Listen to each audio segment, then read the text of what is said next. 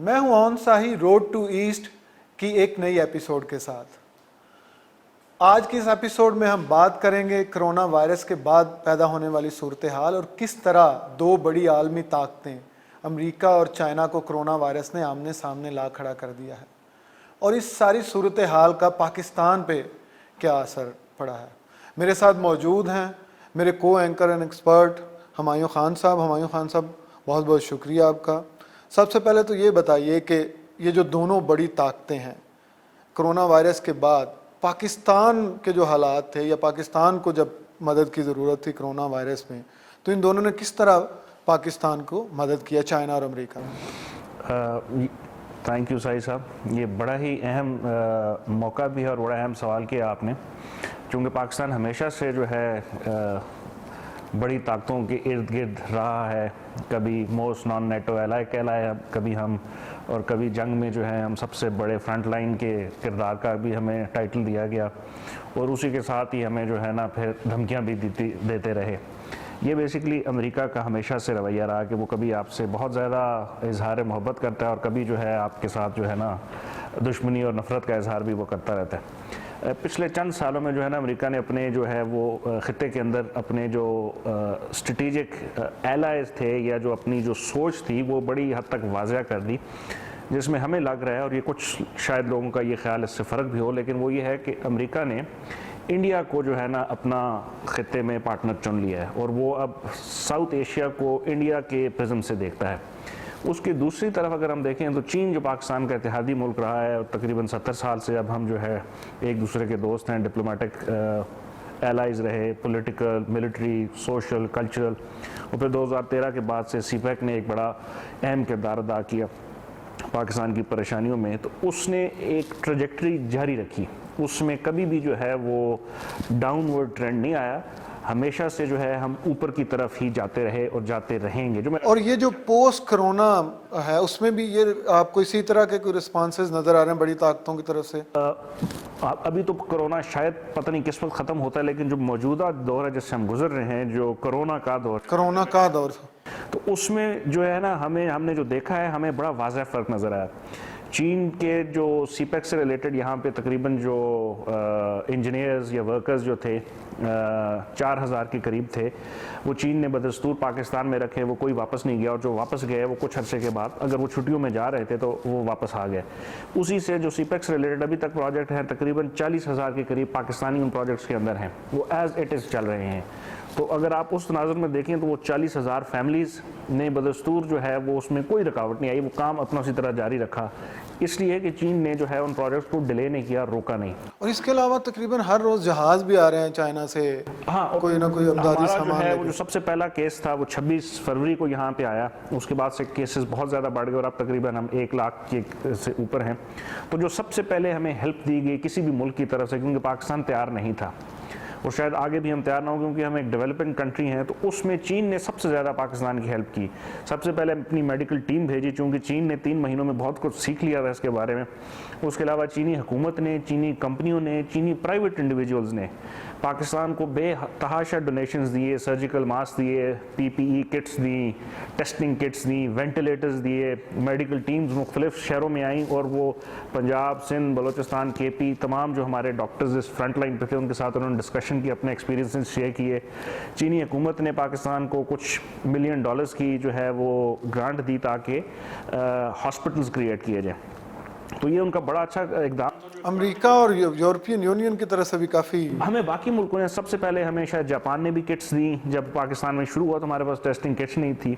America ने भी पाकिस्तान को अपनी प्रायोरिटाइज कंट्रीज़ की लिस्ट में रखा जिसमें उन मुल्कों को वो हेल्प कर रहा है, और कुछ $मिलियन उन्होंने भी दिए। वो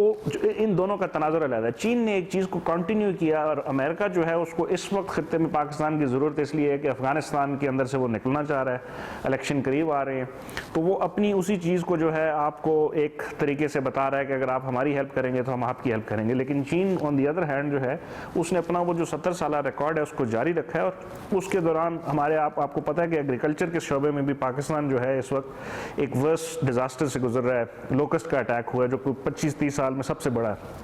न सिर्फ पाकिस्तान में, वो इंडिया भी वो जा रहा है।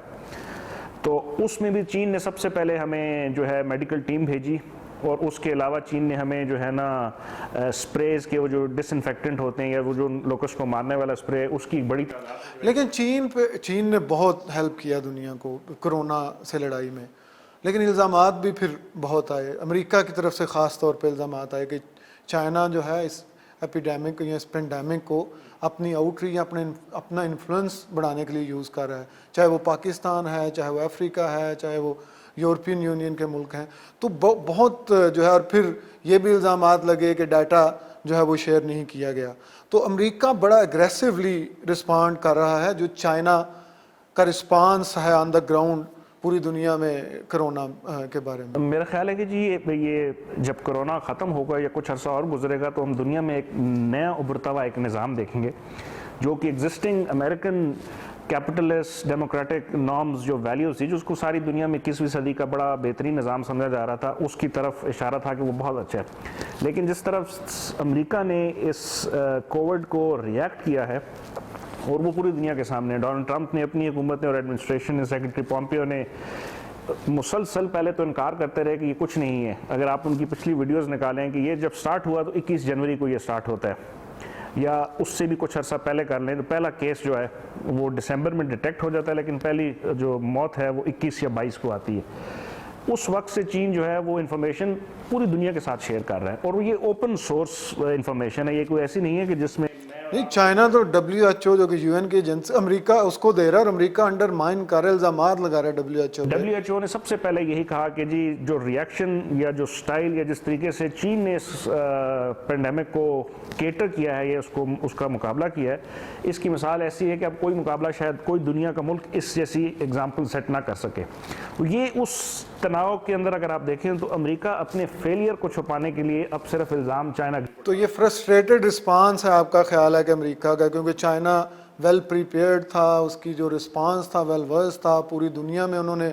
जब किट्स और अपने एक्सपर्ट्स को भेजे, तो ये जो फ्रस्ट्रेशन है ये क्या किसी नई कोल्ड वार की सूरत में भी आपको नज़र आ रही है? बिल्कुल जी, यही कहा जा रहा है कि अब एक नई कोल्ड वार आ रही है। पहले रूस और अमेरिका की कोल्ड वार थी और अब चीन और अमेरिका की हो गई, जिसमें बाकी प्लेयर्स जो हैं वो बदल गए हैं। ये नए जो कोल्ड वार के मेन प्लेयर्स हैं वो आ गए। अब अगर आप इस तनाजुर में जो आपका सवाल है देखें कि अमेरिका ने फिर से जो है चीन के ऊपर सैंक्शंस लगाने का जो है वो धमकियाँ देना शुरू कर दी। हांगकॉन्ग के ऊपर जो नया लॉ उनका सिक्योरिटी का है उसको रिजेक्ट कर दिया। उसके बाद उन्होंने कहा कि हांगकॉन्ग को जो स्पेशल स्टेटस था जो वो ट्रेड के हवाले से उसको मनसूख करने की बातें शुरू कर दी। वो जो पहली ट्रेड डील हुई थी उसके ऊपर चीन के ऊपर इल्ज़ामात लगाने शुरू कर दिए। उसके अलावा फिर बाकी मुल्कों के अंदर आप देखें तो जहाँ जहाँ चीन ने हेल्प की, अमेरिका ने सिर्फ एतराज़ किए और अपने जो जियो पोलिटिकल ऑब्जेक्टिव्स हैं उनको अचीव करने के लिए वो पूरी दुनिया में सिर्फ चीन को बदनाम करना चाह रहा है। क्योंकि चीनी communist party president Xi Jinping की जो लीडरशिप थी उसने एक नया विजन दे दी पूरी दुनिया को कि हम इस पेंडेमिक का मुकाबला कर सकते हैं और ना सिर्फ खुद कर सकते हैं बल्कि बाकी दुनिया को भी अब उसने हेल्प करना शुरू कर। वो तो करें, लेकिन इस सारी सूरत हाल में मुझे बताइए, पाकिस्तान जैसा मुल्क जिसको लॉन्ग टर्म पार्टनरशिप है चाइना के साथ, CPEC, और दूसरी तरफ अमेरिका के साथ भी काफ़ी आजकल क्लोज हैं हमारे, तो हम जैसे मुल्क पे या पाकिस्तान पे डायरेक्टली मैं पूछता हूँ कि क्या इम्प्लिकेशंस होंगे और हमारी जो पॉलिटिकल लीडरशिप है या जो हमारी लीडरशिप है उसको अब किस तरह के फ़ैसले करने होंगे, क्योंकि अब फिर बाइपोलरिज्म की तरफ हम जा रहे हैं। अमेरिका और चाइना बिल्कुल सामने है। अमेरिका CPEC की खुल के मुखालफत कर रहा है। पाकिस्तान को बार बार कोविड से पहले भी कहा जा रहा था कि इससे दूर हटें, तो अब सूरत हाल और कम्प्लेक्स हो गई है। तो हमारे लिए क्या वे फॉरवर्ड है, किस तरह हम ये एक बड़ा मुश्किल दौराहे के ऊपर हम फिर एक तरफ जा रहे हैं। उसमें हमें शायद अगले चंद महीनों में कुछ टफ फैसले करना पड़ेंगे, लेकिन मेरा ख्याल है कि वो बड़े आसान फैसले होंगे। हमारी जो करंट लीडरशिप है PTI गवर्नमेंट की, मेरा ख्याल है इनके पास एक अंडरस्टैंडिंग है, विजन है। ऑब्वियसली फैसला इन्होंने करना है और बड़ा मुश्किल करना है। तो उसमें यह है कि अमेरिका यकीनन चाहेगा कि वो जिस तरह उनकी आउटगोइंग जो सेक्रेटरी ऑफ थी South Asia ambassador Alice Wales,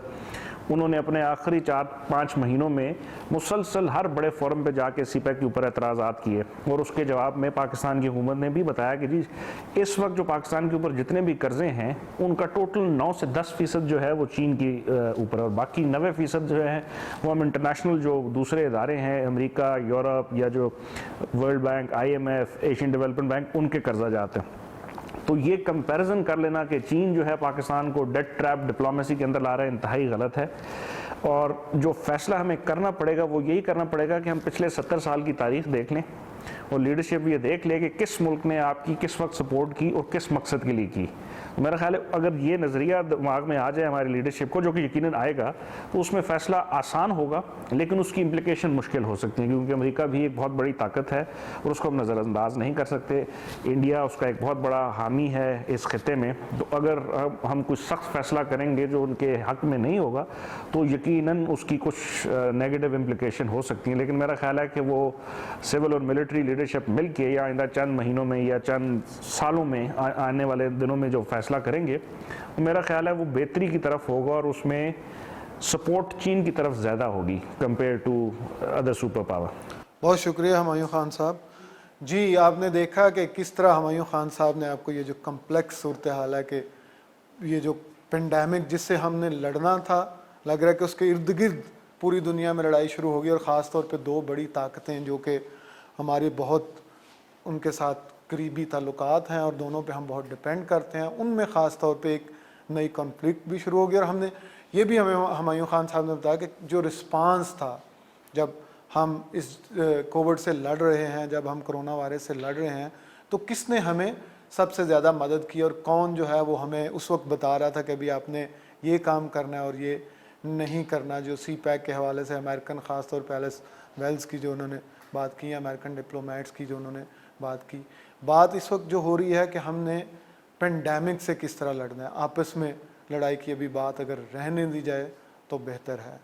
बहुत शुक्रिया, हमारे साथ जुड़े रहिए। अगली एपिसोड के साथ हाज़िर होंगे कुछ दिनों बाद। मेहरबानी।